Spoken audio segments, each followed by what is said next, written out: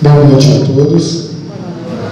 Uma satisfação para a gente poder estar aqui em Arcos, na Semana Espírita, participando dessa reflexão na noite de hoje, trazendo a nossa contribuição em torno de um tema tão importante para todos nós, que é a fé que transporta montanhas.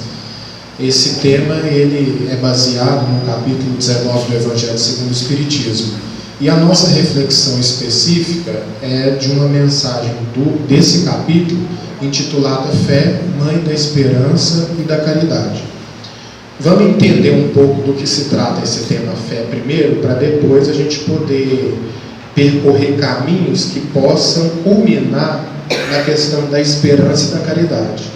Eu acho que compreender um pouco do que seja fé e daquilo que representou a fé na trajetória evolutiva do homem é fundamental para a gente poder compreender o resultado da fé, que se trata da esperança e se trata da caridade. Eu costumo colocar que a caridade é o resultado da fé bem construída dentro de nós. E eu falo bem construída porque essa fé, por mais que nós tenhamos já o conhecimento da imortalidade da alma, não é uma fé 100% definitiva no sentido de uma certeza que nos conduz a uma mudança radical de atitude. Nós ainda estamos num estágio que, por mais que o conhecimento já nos ilumine a consciência, nós estamos num estágio de construção da fé.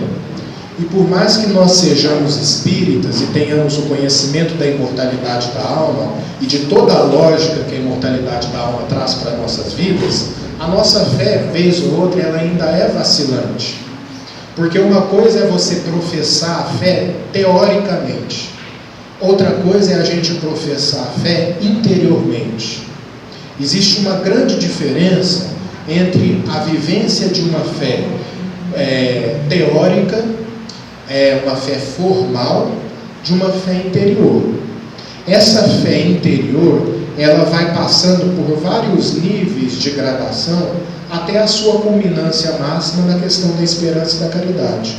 Porque quando a gente fala desse tema, a gente não está falando de uma ideia nova que surgiu com o advento das religiões. Nós estamos falando de um movimento que faz parte da própria condição humana. Porque mesmo antes de todo e qualquer tipo de manifestação religiosa, o ser humano ele já tinha formas de adorar o divino, de adorar o sagrado. Da onde que veio esses sentimentos? Da onde que veio esse impulso de adorar o sagrado desde o homem de Neandertal? Porque a gente tem que considerar que desde o homem primitivo já havia uma reverência, melhor dizendo, ao divino. Já havia uma reverência ao sagrado. Por mais que essa reverência se manifestasse através da observação e da contemplação dos fenômenos da natureza de uma maneira geral, já era uma indicação do homem que busca o transcendente. Então é curioso a gente poder perceber que as religiões elas começaram a surgir, segundo o espírito de Emmanuel, no livro Emmanuel, cerca de 40 mil anos. Mas o homem primitivo, que viveu cerca de 300 mil, 500 mil anos atrás, ele já tinha sua forma individual de cultivar o sagrado, e essa forma, no dizer de Emmanuel, no livro Pensamento em Vida, era uma forma instintiva. Era um movimento instintivo que levava o ser humano, o espírito humano encarnado na Terra, a buscar uma referência que desse significado para a sua estadia aqui. Então, desde sempre, nós somos espíritos que estamos em constante busca de significado, porque nós trazemos uma bússola dentro de nós que indica a providência divina como sendo um elemento de preenchimento das nossas faltas, de preenchimento das nossas dificuldades. E essa bússola, ela se manifestou e se manifesta em nós desde sempre. Então vejamos que lá atrás a fé era uma fé instintiva. Com o passar da evolução, essa fé, a partir do momento em que nós viemos ao longo da nossa trajetória evolutiva, adquirindo aquisições intelecto-morais, nós viemos preenchendo essa fé de um fator que se chama racionalidade. Então, quanto mais o homem progrediu, mais ele se afastou de uma fé instintiva, que era uma fé necessária para aquele momento, porque sem fé nós não saímos do lugar, isso é bom que se diga. Por mais que a gente diga que o materialista não tem fé, é um equívoco, porque ele deposita a sua fé sim no materialismo. Então todos nós precisamos de algo que nos dê suporte para que a nossa caminhada ela seja uma caminhada carregada de sentido. Então, se esse sentido ele não está projetado na providência divina, ele está projetado em outros deuses que a gente passa a adorar. Mas a fé, ela não para de existir dentro de nós.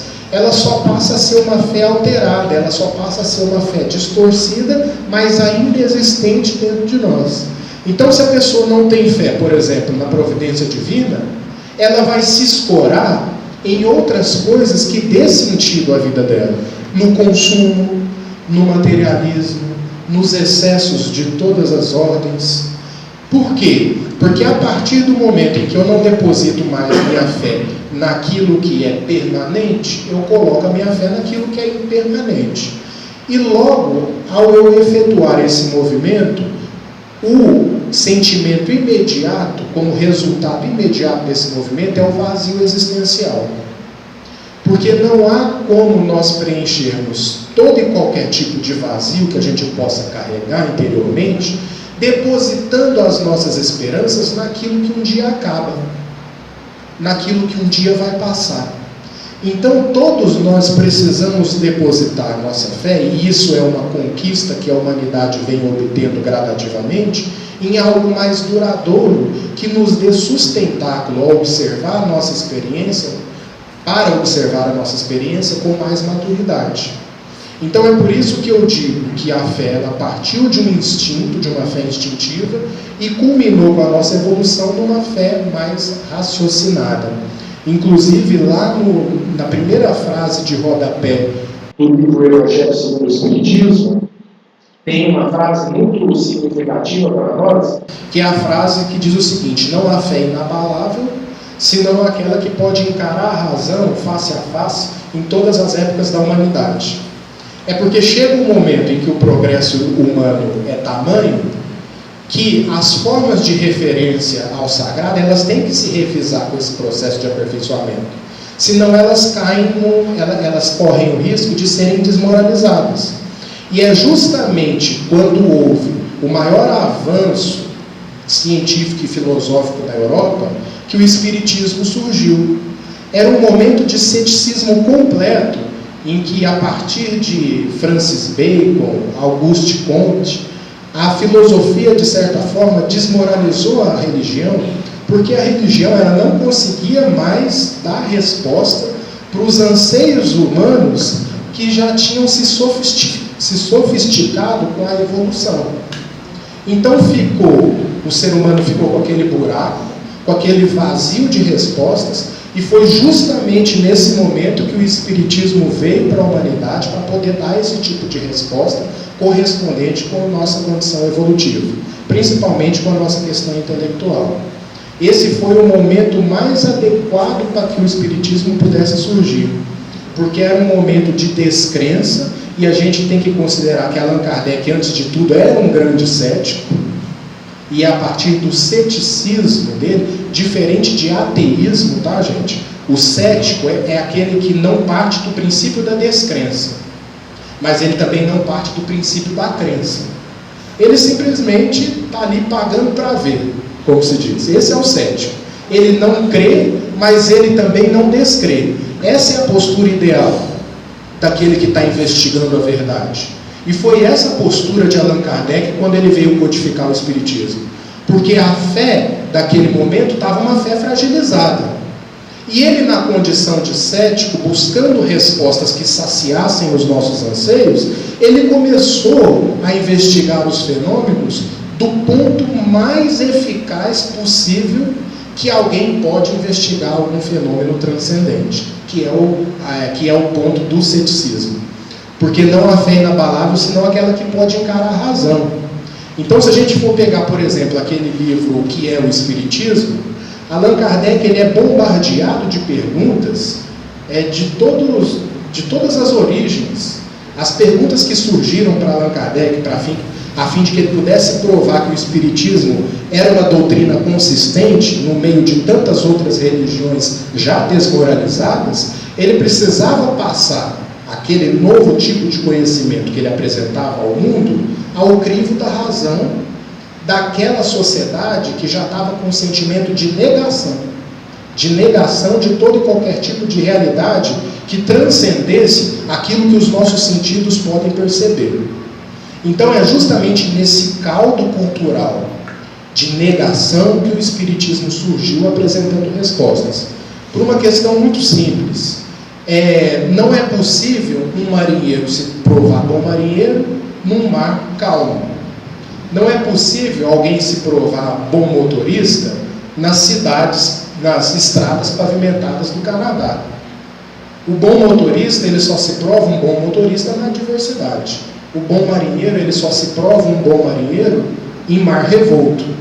Então, o Espiritismo, ele precisou desse ambiente desfavorável para que a sua luz pudesse brilhar através de uma fé que tinha que se desgarrar de uma fé instintiva, que já não fazia mais sentido na época de Allan Kardec, e pudesse se aproximar de uma fé raciocinada. Essa fé raciocinada, que hoje nós conhecemos dentro da teoria que o Espiritismo propõe, elas nos trazem alguns resultados imediatos de mudança de comportamento. Porque ao ela desvendar para todos nós a realidade da imortalidade da alma, faz com que a gente observe as nossas experiências atuais com um olhar renovado. Porque as nossas experiências, elas passam a ter uma observação daquele que passa a encarar a experiência como não sendo algo definitivo, mas como sendo algo transitório e que tem uma mensagem para passar. Então, independente da experiência ser boa, do ponto de vista assim, do meu bem-estar e da minha alegria, ou ser ruim, o ponto central não se baseia mais aí, mas se baseia na mensagem com que aquela experiência tem para me proporcionar, seja ela boa e agradável, ou seja ela negativa e ruim.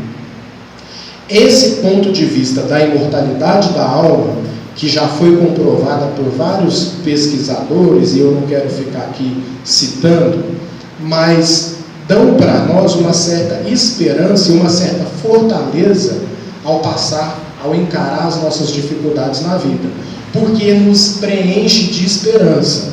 E aí a fé já começa a culminar na questão da esperança, porque a fé ela tem que ser mãe da esperança.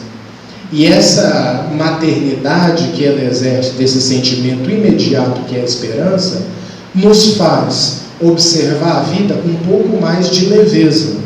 No capítulo 6 do Evangelho segundo o Espiritismo, intitulado Cristo Consolador, na primeira mensagem intitulada O Jugo Leve, o primeiro parágrafo diz o seguinte, que todas as nossas misérias, todas as misérias humanas, perda de ente querido, enfermidades, guardam a sua consolação na ideia da vida futura que o Cristo veio nos ensinar.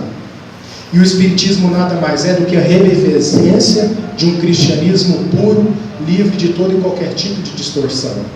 Então vejam vocês que tudo aquilo que a gente atravessa, como eu costumo denominar, daquelas experiências amargas, elas passam a ter a sua consolação na ideia da vida futura, na ideia de que aquilo não é definitivo e daquilo, na verdade, tem uma mensagem para passar para nós, que uma vez captada a mensagem, a experiência ela para de acontecer, ela deixa de acontecer. Porque não faz sentido uma experiência nos ocorrer sem determinada interiorização de uma mensagem que ela tem para nos passar. Ninguém passa por uma experiência que não seja própria para algum tipo de educação em algum ponto da sua intimidade que ele precisa corrigir. Porque Deus não coloca nós em vivências que não nos promova ou que não tenha em si a possibilidade de promover em nós algum tipo de engrandecimento espiritual. Então tudo aquilo que a gente atravessa passa a ser ressignificado a partir do momento em que eu tenho conhecimento da imortalidade da alma e de que eu passo a partir daí a guardar uma esperança da vida futura. Isso não faz com que a gente possa desprezar as ocorrências da vida e que venha a sofrer vez ou outra com elas, se abater. Mas uma coisa é você se abater com a experiência e aquele abatimento ele tem um tempo para acabar, ele tem data para acabar. Outra coisa é você se abater com a experiência e se entregar ao abatimento.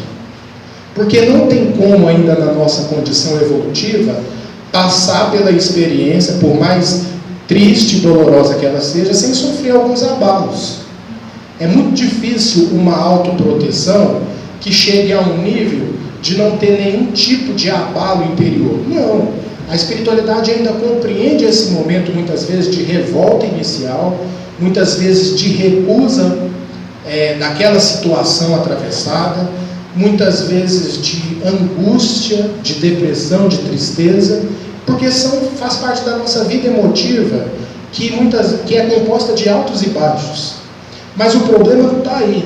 O problema está no tempo em que eu permaneço nessas oscilações que me coloca em situação desfavorável ante uma vibração necessária que eu preciso ter para encarar a vida com mais leveza.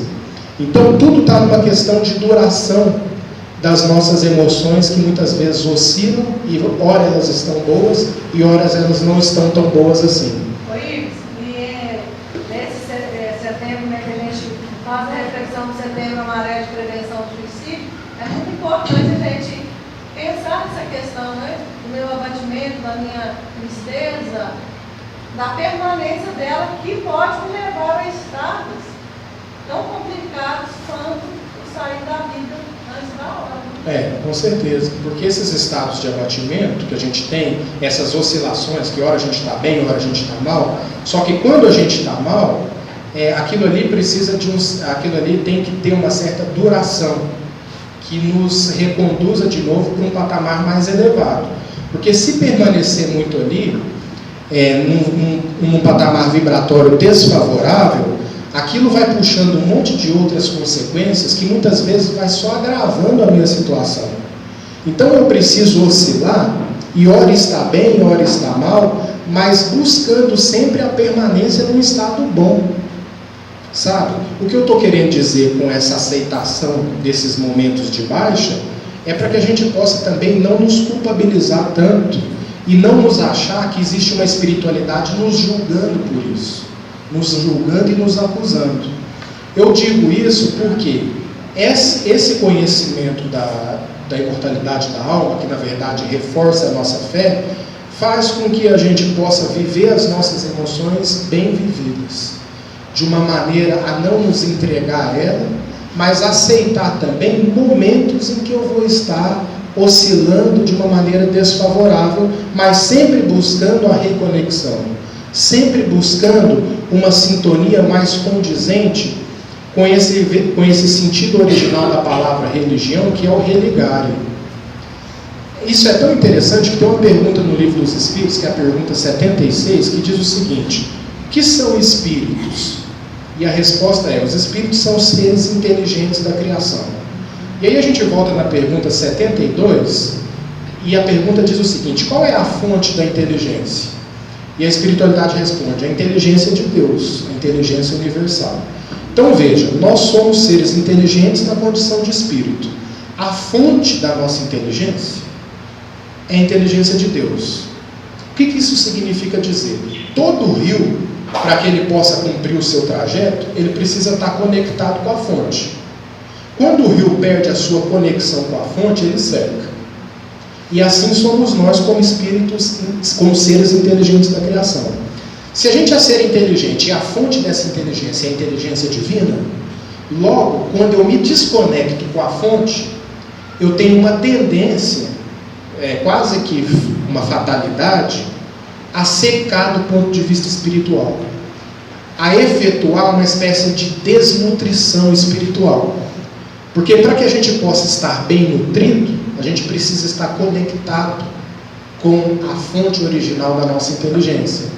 E quando a gente fala de uma fé raciocinada, é uma fé que, através do conhecimento, nos dá suporte para que haja uma manutenção dessa conexão. A manutenção dessa conexão é que nos dá firmeza para encarar a vida. Quando a gente perde essa conexão através dos nossos deslizes, da nossa invigilância, a tendência que a gente tem é de desenvolver uma espécie de desnutrição espiritual. Essa desnutrição espiritual puxa muitos problemas psíquicos, e que na verdade são problemas espirituais, porque mente é espírito, que muitas vezes indicam que algo eu preciso reconectar dentro de mim. Que esse ponto é justamente a minha inteligência. Então, quando a gente fala dessa questão da fé raciocinada, é essa forma de conexão com a inteligência divina que faz com que a gente possa encarar a vida com um pouco mais de naturalidade. Porque não vamos nos enganar. Se a perda de um ente querido já é difícil para quem já cultiva um pouco de fé, ainda que essa fé esteja em construção, essa perda se torna muito mais complicada para aquele que não tem esperança na vida futura. Imagina o peso daquele que está abafado pelo materialismo, passando por determinados transtornos, como por exemplo a perda de um ente querido. Vocês concordam comigo de que essa ausência da esperança de um reencontro é algo muito mais sufocador do que seria para nós, que já temos uma certeza na imortalidade da alma? Então é por isso que Jesus ele diz o seguinte: meu jugo é leve e meu fardo é suave. Por que Jesus afirma essa frase? Ele diz isso: meu jugo é leve e meu fardo é suave. Porque a partir do momento em que você tem a certeza da imortalidade da alma, mas não é uma certeza que nasce de uma fé instintiva, uma fé cega, é uma certeza que nasce através de uma observação lógica da vida. Quando você vai passar pelos problemas, quando você vai atravessar as suas dificuldades, é claro que um sentimento de esperança toma conta de você, muito maior do que seria em quem não cultiva esse tipo de movimento interior, que é o movimento da fé. Então, é esse o ponto que eu queria conectar com a questão da relação existente entre fé e esperança. Essa conexão, ela existe e nos dá determinada leveza na vida. Agora, existe uma segunda conexão, que é da fé com a caridade, porque a fé é mãe da esperança e da caridade. Qual seria a fé que nos conecta com a caridade? Dando ilustração para aquilo que o apóstolo Paulo nos diz, que a fé sem obra é morta, não é? Então, qual é o tipo de conexão existente?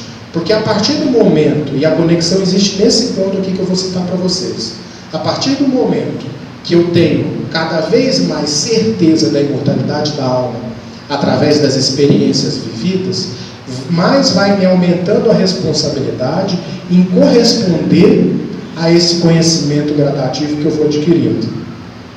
Então, uma coisa é a responsabilidade espiritual, vamos colocar assim, de quem nunca ouviu falar de espiritismo.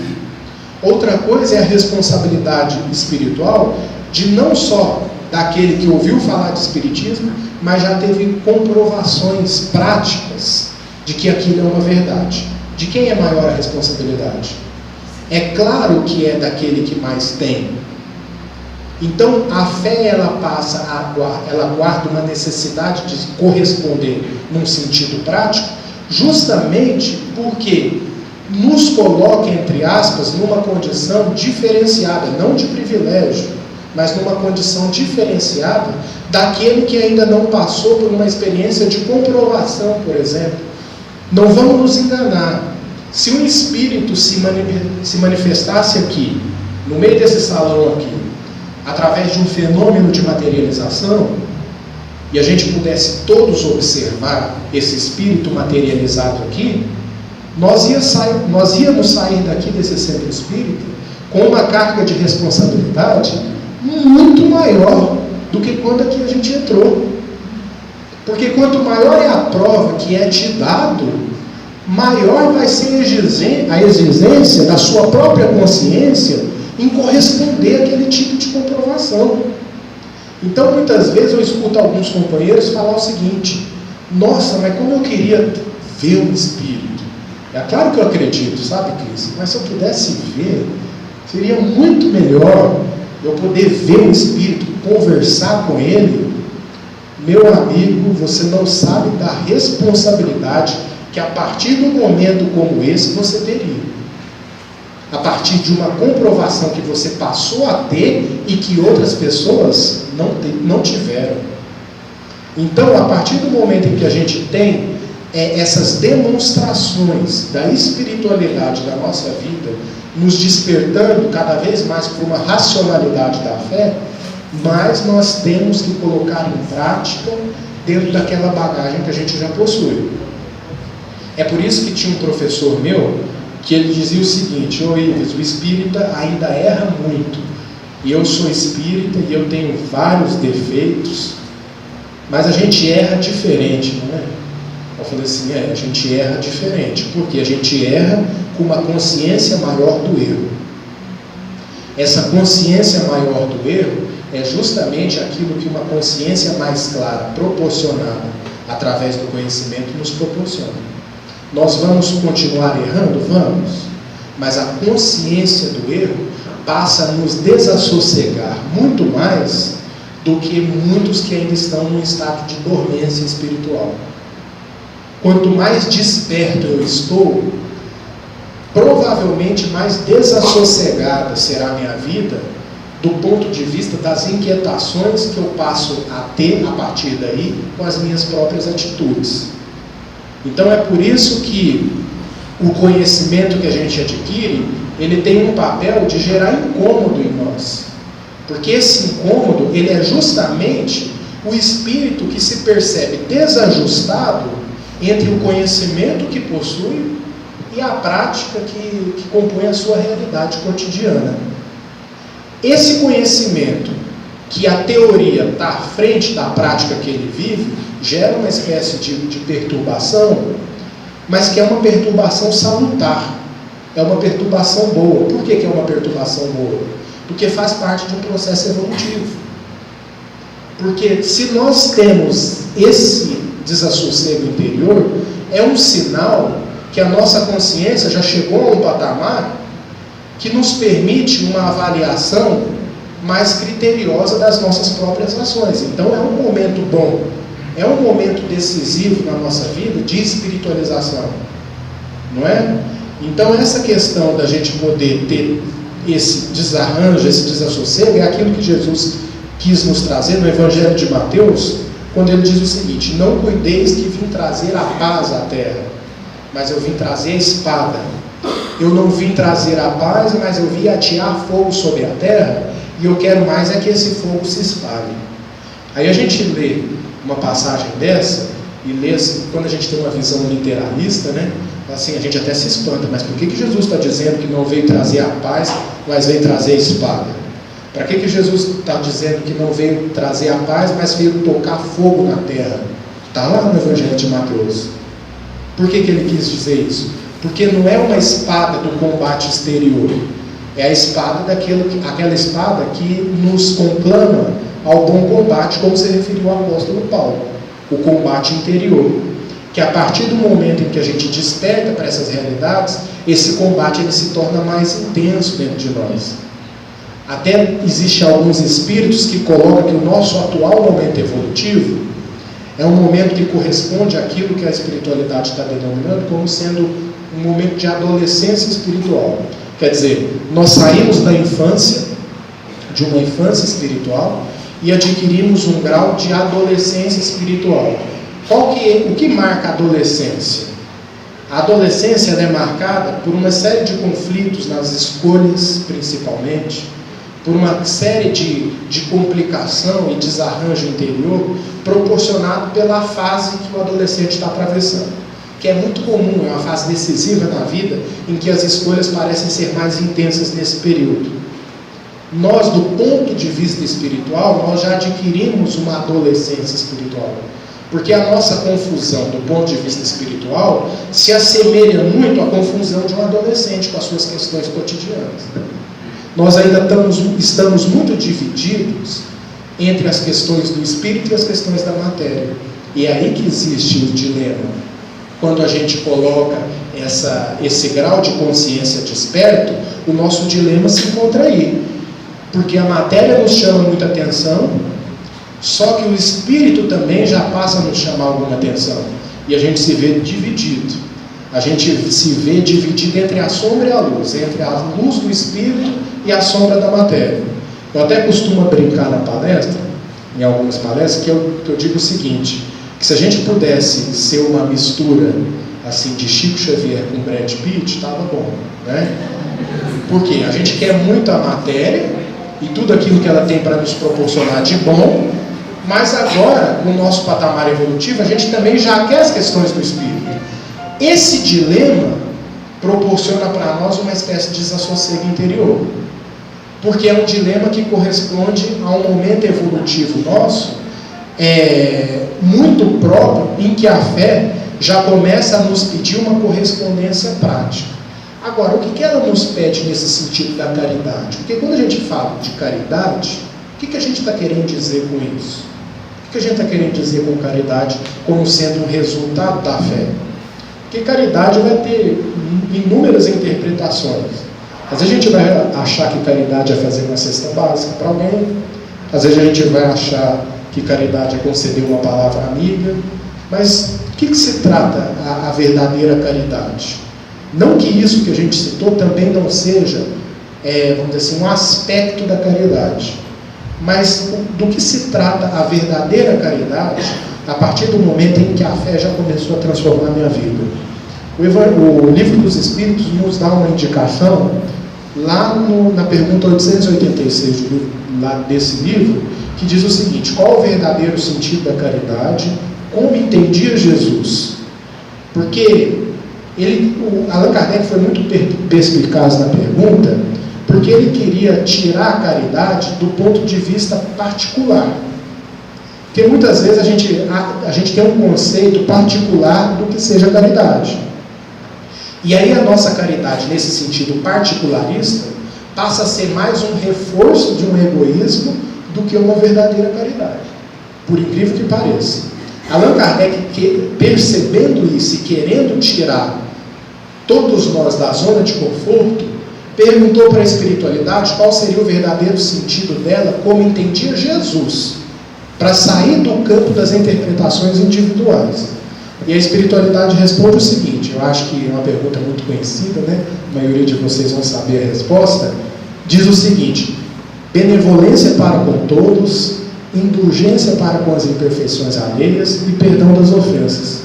Quer dizer, essas três coisas que se trata da verdadeira caridade, como entendia Jesus.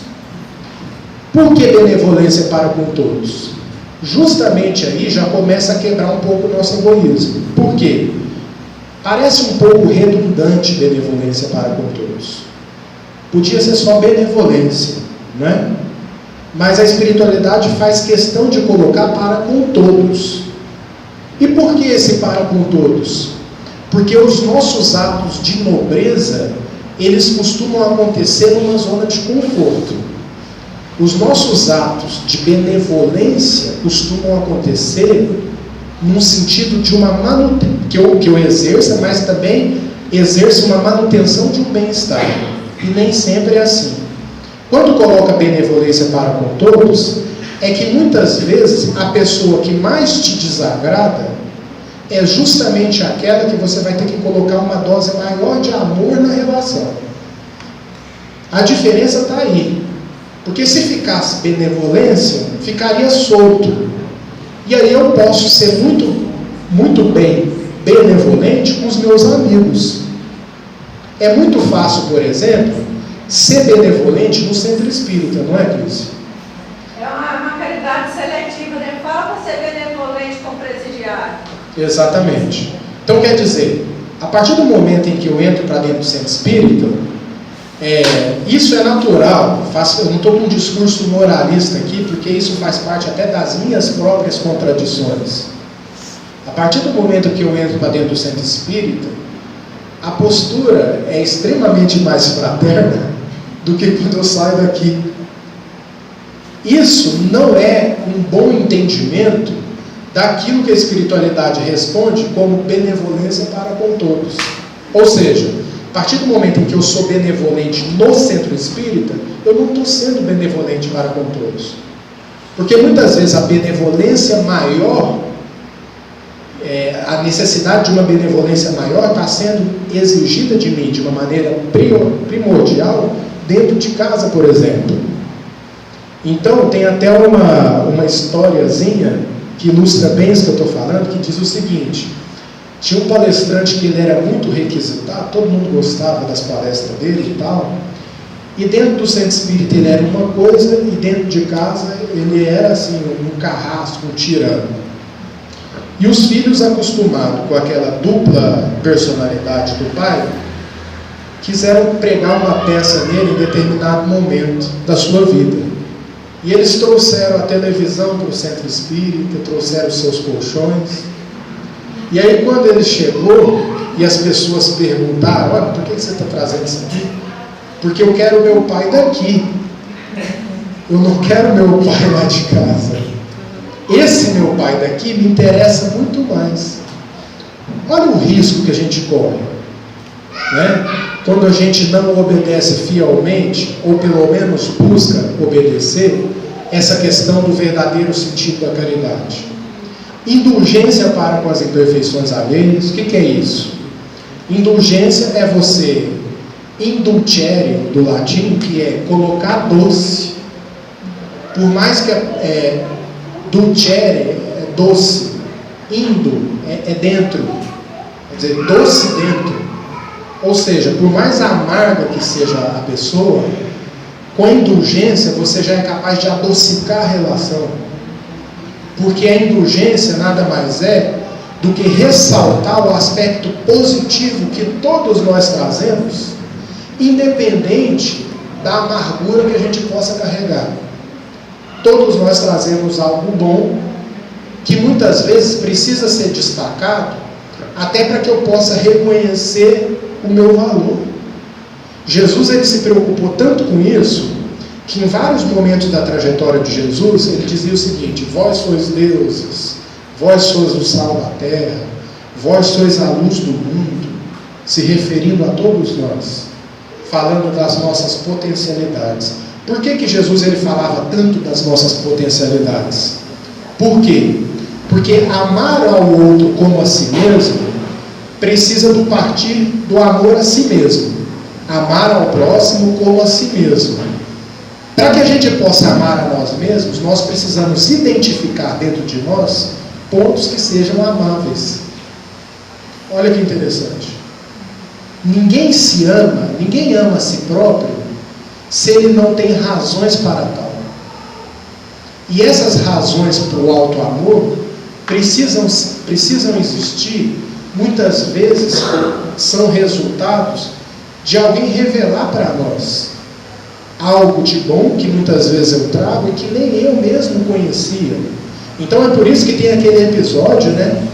Ainda que seja um episódio narrado apocrifamente, vamos dizer assim, não está no Evangelho, mas a espiritualidade traz esse episódio, que Jesus ele passava junto com os apóstolos por uma estrada da Galileia, e durante o trajeto eles viram um animal, uns dizem que era um cavalo, outros dizem que era um cachorro, morto em estado de decomposição. E os apóstolos começam a olhar para aquele animal ali, já exalando um odor ruim, e começam a falar: nossa, que cheiro ruim, vixe, que horrível, não sai para lá. E Jesus olha para o cachorro e diz o seguinte: que dentição bonita, olha os dentes desse animal, quão belos são. Isso é reconhecer, aonde ninguém atribuía valor nenhum, reconhecer uma qualidade. Isso é indulgência. Isso é colocar doce nas relações. Quando a gente coloca doce nas relações, não significa que a gente vai aprovar o mal do outro. A gente vai dar carta branca para o erro. Mas a gente vai poder desenvolver uma pedagogia a partir da virtude que o outro tem. Essa é a mais eficaz pedagogia. Não do combate ao mal num sentido intransigente do termo, mas um combate ao mal no sentido da exteriorização da virtude que todos nós temos. Isso é indulgência. E perdão às ofensas. Quer dizer, o perdão é outro sentido da verdadeira caridade, como entendia Jesus. Tudo isso que eu estou falando é resultado da fé. Então, está com um som estranho, né? Se você precisar desligar também, eu começo a falar sem microfone. Então, tudo isso como sendo resultado da fé, culmina na questão do perdão também. Que muitas vezes nós interpretamos o perdão como sendo assim, algo que vai favorecer o perdoado. Mas muitas vezes o perdão começa a favorecer quem perdoa. Então é um equívoco a gente achar que o nosso perdão favorecerá o perdoado. Por quê? Porque o débito com a consciência dele, independente do meu perdão existir ou não, vai permanecer. Ele vai precisar reaver perante a lei todo esse débito que ele traz. Eu que me livro da situação, eu que me livro a partir do perdão, do enrosco gerado pelo sentimento de mágoa, que na verdade é algo extremamente prejudicial ao nosso crescimento espiritual. O perdão ele é muito benéfico a quem perdoa, porque ele faz com que haja uma dissolução dos sentimentos de mágoa, que é um grande veneno que a gente cultiva dentro de nós e que corrói por dentro. O William Shakespeare, um escritor, ele dizia que mágoa é um veneno que você toma desejando que o outro morra. E é mais ou menos por aí. Porque a mágoa ela vai te desarranjando dentro daquilo que hoje a medicina já consegue reconhecer como sendo doença psicossomática. A pessoa que vai cultivando a emoção pendente dentro de si, e aquilo chega a um ponto em que o corpo começa a refletir como sendo um pedido de socorro para um reajuste que precisa acontecer, mas que não está havendo. Então, quando chega a refletir no corpo, já é aquela última instância de um pedido de socorro de algo que eu preciso corrigir, e muitas vezes eu estou abrindo mão dessa correção, eu estou deixando para depois. Então, se livrar desse sentimento de mágoa através do perdão das ofensas é algo extremamente benéfico para nós que perdoamos. Tem até uma historinha que eu gosto de contar que ilustra bem isso, que é a historinha de dois irmãos de 14 e 16 anos respectivamente, Beatriz e Felipe.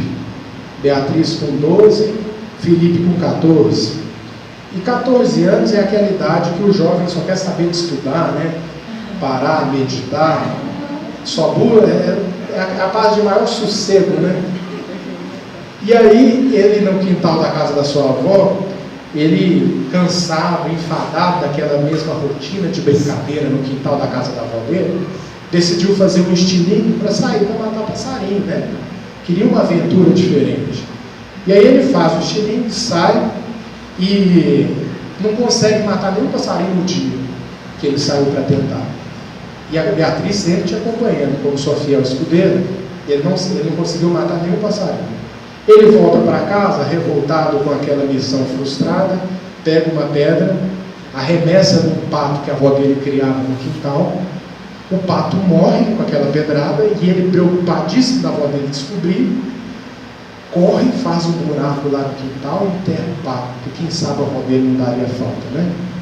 E aí começa o drama do Felipe, porque chega um momento em que a avó, na época que a história foi narrada, né, as mulheres muito educadas para o trabalho doméstico, vira para Beatriz e diz o seguinte: Beatriz, vem ajudar a sua avó a lavar a louça.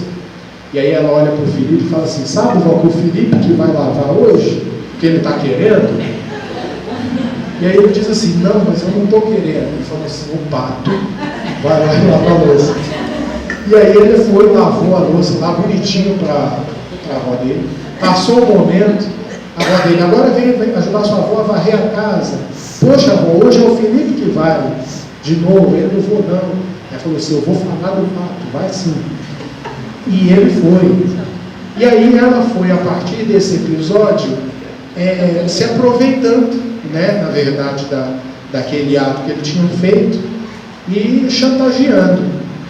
Chegou um determinado momento que ele falou assim: não vou aguentar mais isso não, eu vou falar com minha avó, porque eu já me livro disso e ela para de fazer essas bobagens comigo. Chegou para a avó e falou assim: avó, sabe aquele pato que a senhora criava no quintal, o pato Gregório? Gregório nem tem na história, eu que inventei agora. Mas o pato, sabe aquele pato que a senhora criava? Então eu taquei uma pedra nele, matei e enterrei. Não contei para a senhora. E ela falou assim: eu sei, meu filho, eu vi pela janela quando você fez isso. E aí, ele indignado com a situação, pergunta para a avó: mas vó, por que a senhora não falou antes e tal? E ela falou assim: porque eu queria ver até quando Beatriz ia te fazer de besta mesmo. Eu tava engraçado acompanhar essa situação. E o que eu estou querendo dizer com essa história simples, lúdica, mas que revela para nós muito significado? Que a mágoa é como se fosse esse pato enterrado, que condiciona a nossa atitude em função dela. Enquanto a gente não desenterra o pato, ou seja, enquanto a gente não confessa, a gente não se livra desse pato enterrado, as nossas ações elas passam a ser escravizadas a partir do sentimento de mágoa. Todos nós passamos a ser escravos a partir do momento em que há em nós um cultivo da mágoa. Quando a gente fala dos benefícios do perdão, portanto, é um benefício que vem de uma forma imediata para quem perdoa, ou seja, é bom para nós. Então, até por uma questão de inteligência, vamos perdoar, porque os resultados disso eles vão ser extremamente benéficos para todos nós. Então, todas as vezes que a gente fala da fé fomentando a esperança e fomentando a caridade, nós estamos falando desse tipo de caridade que se traduz em benevolência, que se traduz em indulgência, que se traduz em perdão, que muitas vezes são práticas que começam nas questões simples, mas que são as coisas mais escassas do nosso cotidiano. E por que são questões escassas do nosso cotidiano? Porque a gente tem uma dificuldade muito grande de manter padrões vibratórios elevados. A maior dificuldade de todos nós, eu digo sem medo de errar, é a manutenção de pensamento positivo. A pior barreira, a pior dificuldade a ser superada por nós é a manutenção de pensamento positivo. E isso é tão grave na vida da gente que, se a gente for observar, isso eu costumo fazer em todo atendimento fraterno. Eu não sou de fazer atendimento fraterno, mas as raras vezes que eu faço atendimento fraterno, eu não faço atendimento fraterno porque eu não me sinto ainda muito com um grau de qualificação necessária para tal, vamos dizer assim. Mas todas as vezes que não tinha um cachorro e a espiritualidade foi obrigada a caçar com um gato, e eu tive que fazer atendimento fraterno, a primeira coisa que eu pergunto em todos os casos é: se você fosse dar uma nota para os seus pensamentos de 0 a 10, do momento em que você acorda até o momento em que você vai dormir, qual seria a nota que você se daria? De 0 a 10. Porque muitas vezes nosso pensamento está preso em consumo, nosso pensamento está preso em sexo, nosso pensamento está preso em dinheiro, nosso pensamento está preso em qualquer coisa que muitas vezes ocupa 12 horas do nosso dia. E como durante o sono o espírito ainda continua ativo, isso persiste mesmo fora do corpo físico, através do sono. Porque o nosso pensamento é algo ininterrupto. Não é porque eu durmo que ele deixa de acontecer. Então a primeira pergunta que eu faço é: qual é a nota que você se dá para os seus pensamentos, do momento em que você acorda até o momento que você vai dormir? Aí a pessoa sempre abaixa a cabeça no atendimento fraterno. E por que eu faço essa pergunta? Porque todos os dramas da nossa vida, independente de qual seja o drama, passa pela qualidade dos nossos pensamentos. A primeira pergunta que eu faço no atendimento fraterno é justamente essa, porque a partir do momento em que há um pensamento equilibrado, independente da situação que eu esteja vivendo, a minha postura perante ela vai ser uma postura equilibrada e não vai me gerar tanto sofrimento. Então é uma espécie de autoproteção que eu preciso desenvolver, essa retidão de pensamento, que muitas vezes é o que vai efetuar em mim um processo de autoproteção contra vários desgastes físicos e morais que eu possa sofrer na vida. Então essa é uma questão tão delicada que a espiritualidade, em toda a obra de André Luiz, ela vem trazer a importância da gente manter a qualidade dos pensamentos. Essa qualidade dos pensamentos, ela é superior à nossa própria postura. Porque uma coisa é eu ter uma postura aqui, outra coisa é a qualidade dos meus pensamentos. O que determina quem eu sou não é nem tanto aquilo que eu estou aparentando ser nesse momento. Às vezes eu estou aparentando ser nesse momento uma pessoa boa, em outro momento eu estou aparentando ser uma pessoa ruim, mas isso não é o fundamental. O fundamental é aquilo que eu cultivo a nível de pensamento. O espírito, ele só sabe aquilo que ele é pela qualidade dos seus pensamentos, não é nem tanto pela sua postura. Vocês concordam comigo que eu posso estar numa postura equilibrada aqui, com o pensamento todo desregrado? Vocês não vão poder sondar o meu pensamento, vocês vão avaliar a minha postura, que é algo visível para vocês, mas o pensamento é algo que a gente não pode perpassar, porque corresponde àquilo que eu cultivo dentro de mim, a não ser que há um médium extraordinário aqui, como o Chico Xavier, que conseguia fazer a captação do pensamento dos outros. Mas a regra é que nós não podemos sondar os pensamentos de ninguém. É um drama eminentemente nosso, a qualidade dos nossos pensamentos.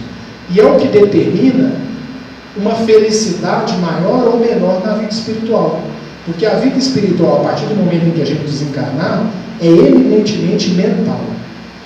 Aqui, eu posso até camuflar os meus pensamentos com um comportamento falseado, que muitas vezes busca a aprovação de quem está me observando. No mundo espiritual, não tem como eu maquiar isso. Porque no mundo espiritual, o pensamento ele se exterioriza, e eu não tenho nenhum mecanismo de proteger essa exteriorização. Quem lê as obras de André Luiz sabe do que eu estou dizendo. André Luiz pensava uma pergunta e o benfeitor responde, não é assim? O André Luiz não formula, não articula a pergunta, ele pensa nas perguntas. E a espiritualidade responde em cima dos pensamentos. Olha que coisa interessante. Por isso que existe um livro que chama Educação para a Morte, do Herculano Pires, em que ele fala que a educação dos pensamentos é algo fundamental na nossa vida e para a qualidade da nossa vida espiritual. Eu costumo até brincar, propondo para as pessoas um exercício que é o seguinte: quer saber se o pensamento vai bem ou mal? É só você pensar o seguinte: imagine você, se todo o seu pensamento você verbalizasse automaticamente, se você não tivesse a capacidade de filtrar e de ponderar. Pensou, falou. Imagina, se seu pensamento ele fosse exteriorizado, ou seja, você falasse tudo aquilo que você pensasse automaticamente, você não tivesse o poder de calar a boca, por mais que você quisesse dizer algo, você se calar. A nossa convivência social seria possível? É por isso que a gente precisa reencarnar. A gente precisa reencarnar porque a gente tem que chegar numa condição evolutiva tamanha que não haja problema nenhum do meu pensamento ser exteriorizado dessa forma. Um espírito superior, ele não tem esse dilema de ter que filtrar aquilo que fala. Porque como o pensamento dele já adquiriu um grau de pureza, tudo aquilo que ele exterioriza, seja através de palavras ou de ações, já é um movimento assertivo, já é um movimento mais condizente com as leis de Deus que todos nós trazemos dentro de nós. Então essa educação dos pensamentos é algo que também tudo aquilo que a gente professa através do campo da fé espírita nos propõe. É cada vez mais os nossos pensamentos eles serem condizentes com as leis de Deus que estão na nossa consciência. Porque todos nós trazemos uma espécie de duplo pensamento, não é assim? A gente está pensando algo e parece que ao mesmo tempo que a gente está pensando, existe uma outra instância no nosso pensamento que está avaliando os nossos próprios pensamentos. É assim mesmo ou só eu que sou louco? Né? Então, a partir do momento em que eu estou pensando naquilo que eu estou pensando. Então, existe um certo pensamento duplo. Um pensamento que pensa e um pensamento que avalia o pensamento que está ocorrendo. Esse pensamento que avalia o pensamento que está acontecendo é aquilo que a gente chama de consciência. Essa consciência que todos nós trazemos é a grande ferramenta de avaliação dos nossos pensamentos, que é a fonte central das nossas ações, das nossas palavras. Tudo começa do pensamento. Então, quanto mais condizente o meu pensamento é com a consciência, que sempre nos indica um caminho mais correto a ser seguido, mais eu estou dando provas da fé fazendo efeito dentro de mim. Porque a fé ela aclara a nossa consciência, como eu disse anteriormente. Ela revela para o homem as leis divinas que existem dentro de cada um de nós. E caminhando para os minutos finais da nossa exposição, para não cansar vocês, essa fé que fomenta esse estado de consciência mais dilatado dentro de nós, é algo muito interessante, mas faz com que surja uma pergunta imediata a isso. Porque se é fato que as leis de Deus estão na nossa consciência, estão escritas na nossa consciência, segundo coloca lá 621 do Livro dos Espíritos, qual que é o conteúdo da lei de Deus? Porque uma coisa é você falar genericamente que as leis de Deus estão dentro de nós. Outra coisa é você explicar o conteúdo dessa lei que está dentro da nossa consciência. Toda lei, em tal artigo da Constituição, ou no Código Penal, ou no Código Civil, existe uma nota explicativa para aquela lei, que é o caráter da aplicação prática da lei.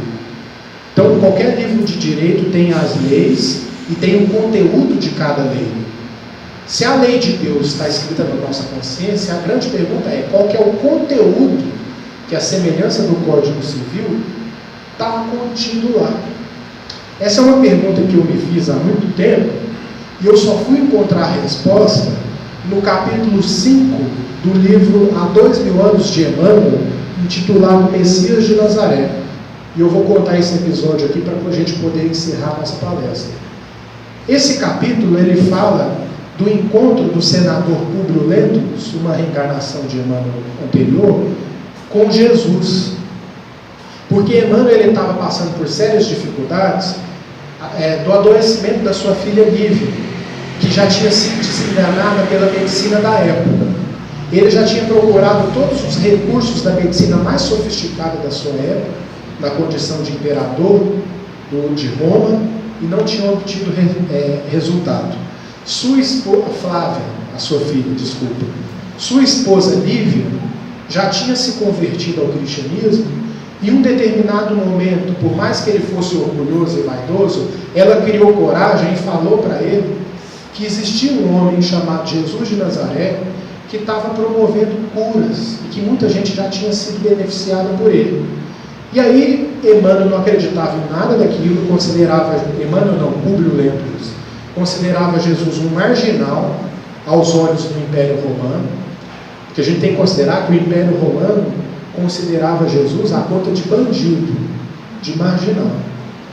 E aí ele, ao observar esse relato da sua esposa, ele diz o seguinte, ele pensou consigo mesmo, eu vou buscar me encontrar com esse indivíduo, porque vai que, né?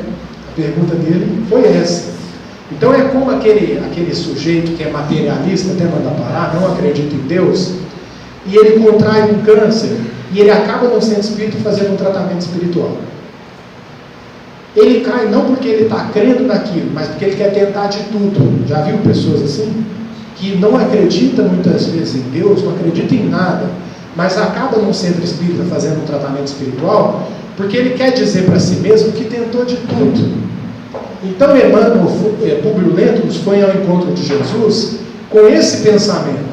para dizer que na busca da cura da sua filha Flávia, ele tinha tentado de tudo. E aí ele se disfarça, porque ele não podia ir na condição com a vestimenta de imperador de Roma, senador de Roma, e ele vai ao encontro de Jesus, que estava dando uma pequena palestra em torno do lago de Genezaré. Quando ele chega, e é uma coisa muito bonita, que até emociona quando a gente lê na obra, é quando ele fala que quando ele olhou para o olhar de Jesus, nos olhos de Jesus, ele sentiu algo indescritível, ele teve um sentimento indescritível, porque ele diz que a beleza que aquele homem trazia no olhar era uma coisa que qualquer vocabulário humano não conseguiria retratar com fidelidade. E aí a gente, quando está lendo, a gente fica imaginando como seria olhar dentro do olho de Jesus, né? Como diz o filósofo Pascal, os olhos são o espelho da alma, né? E aí eu fico imaginando como seria olhar, o brilho que nos trazia o olhar de Jesus. E aí o primeiro ponto que ele fala é isso, mas é só um parêntese nosso aqui. E aí ele se aproxima de Jesus, e aí Jesus começa a falar para ele, antes que ele fale qualquer coisa, porque o maior doente era o que estava presente ali. Não era nem tanto a filha de Públio Lentulus, mas era o próprio Públio Lentulus, que tinha doença muito mais grave do que a doença física que a filha dele possuía. Então Jesus começou a falar dos remédios para o doente maior, que era ele. E Jesus começa a falar para ele sobre humildade, que era o que mais faltava àquele senador. E enquanto Jesus estava dando uma pequena preleção para ele sobre humildade, ele ficava se questionando mentalmente: humildade? Que credenciais apresentava o profeta para ele falar assim, a ele, senador do Império Romano, revestido de todos os poderes? E Jesus falando sobre humildade, e ele lembrando a cidade dos Césares, coberta de triunfos e glórias, cujos monumentos ele acreditava naquele momento fossem imortais. Jesus, percebendo os pensamentos dele, começa a responder com serenidade e firmeza: todos os poderes do teu império são bem fracos, e todas as suas riquezas bem miseráveis. As magnificências dos Césares são ilusões efêmeras de um dia, porque todos os sábios, assim como todos os guerreiros, serão chamados no momento oportuno aos tribunais da justiça de meu Pai que está no céu. Um dia deixarão de existir suas águias poderosas sob um punhado de cinzas misérrimas. Suas ciências serão transformadas por outros trabalhadores mais dignos do progresso. Suas leis injustas serão tragadas no abismo tenebroso desses séculos de impiedade, porque só uma lei existe e sobreviverá aos escombros da inquietação do homem, a lei do amor instituída por meu Pai desde o princípio da criação. E ao eu ler esse relato de Jesus para Públio Lentulus naquela oportunidade, eu passei a reconhecer que o que está escrito na lei de Deus que existe dentro de nós é amor. Porque se só uma lei existe, como na frase do próprio Cristo, e sobreviverá aos escombros da inquietação do homem, essa lei é a lei do amor, instituída por Deus desde o princípio da criação. E todas as nossas agitações na atualidade é uma agitação que na verdade vai ter como resultado o parir, o surgimento do amor, porque enquanto nós estamos aqui nos debatendo num caos interior, significa também um movimento de busca e não só de tragédia, daquele espírito que precisa passar por uma renovação, de uma agitação, à semelhança de qualquer ciclo da natureza, a fim de que ele possa alcançar uma plenitude maior. E no nosso caso, como espíritos imortais, a plenitude do amor, que na verdade é a culminância máxima do exercício da caridade. Então eu agradeço a vocês a paciência, terem me emprestado o ouvido por esses instantes. Eu espero ter transmitido a mensagem da melhor forma possível, que nós possamos sair daqui um pouco mais engrandecidos do ponto de vista espiritual do que quando aqui entramos. Muita paz e até a próxima.